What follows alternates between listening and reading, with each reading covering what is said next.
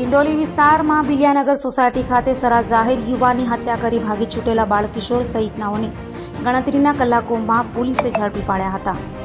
સુરતના ડિંડોલી ખાતે આવેલ બિલિયાનગર સોસાયટીમાં વિશાલ ઉર્ફે અતુલ સોની નામના યુવાનની સરા જાહેર હત્યા કરાઈ હતી, જેની જાણ થતાં તાત્કાલિક પોલીસ કાફલો સ્થળે દોડી ગયો હતો અને લાશનો કબજો લઈ તપાસ શરૂ કરી હતી, જેમાં અંગત અદાવતમાં હત્યા કરાઈ હોવાનું સામે આવ્યું હતું. તો હત્યા કરનાર મુકેશ મીર, ગોપાલ મીર, આનંદ ઉર્ફે કાલુપુરે યાદવ, અભિષેક ઉર્ફે કાલિયા પાઠ અને કાયદાના સંઘર્ષમાં આવેલા બાળકિશોરે મૃતક સાથે બોલાચાલી ઝઘડો થતાં તેની હત્યા કરી હોવાની કબૂલાત કરી હતી.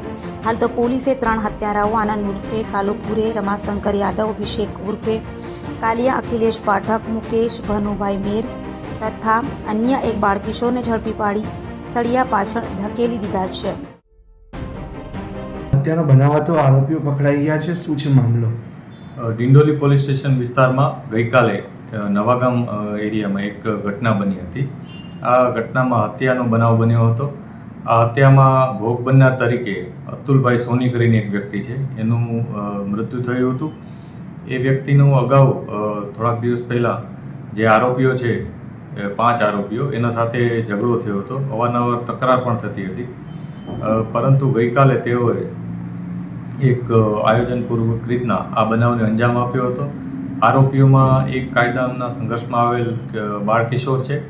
આ ઉપરાંત 4 આરોપીઓ છે, જેમાં મુકેશ મીર, ગોપાલ મીર, આ 2 વ્યક્તિઓ છે. ઉપરાંત એક અભિષેક ઉર્ફે કાલિયા, અખિલેશ પાઠક, આ વ્યક્તિ નામનો આ 3 વ્યક્તિઓ છે. અને અન્ય એક વ્યક્તિનું પણ આમાં નામ આવે છે. આ 4 વ્યક્તિઓ મળી અને જે કાયદાના સંઘર્ષમાં આવેલ વ્યક્તિ છે અને એ 5 જણાએ મળીને આ બનાવને અંજામ આપ્યો હતો. પોલીસે આ બનાવ અનુસંધાને IPC 302, 143 વગેરે મુજબની કલમો ઉમેરી અને ગુનો દાખલ કર્યો છે. આ ગુનો દાખલ કર્યાને તરત જ પોલીસે ગણતરીના કલાકોમાં જ 4 આરોપીઓની અટકાયત કરી લીધી હતી અને કાયદેસરની કાર્યવાહી કરી એમાંથી જે 3 વ્યક્તિઓ છે એની ધરપકડ કરેલ છે અને એક કાયદાના સંઘર્ષમાં આવેલ બાળકિશોરને રાઉન્ડ અપ કરેલ છે. સાહેબ, આ લોકો કઈ જગ્યા ભાગ્યા હતા અને પોલીસે કઈ મહેનત કરીને આ લોકોને પકડ્યા છે?